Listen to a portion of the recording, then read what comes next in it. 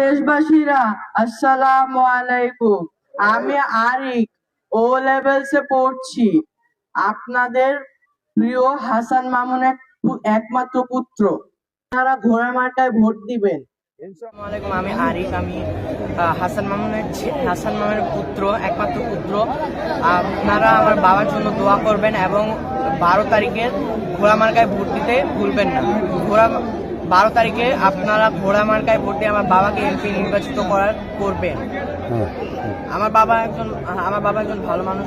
তিনি কখনো টাকার জন্য নিজের বিবেককে বিক্রি করে দেন না।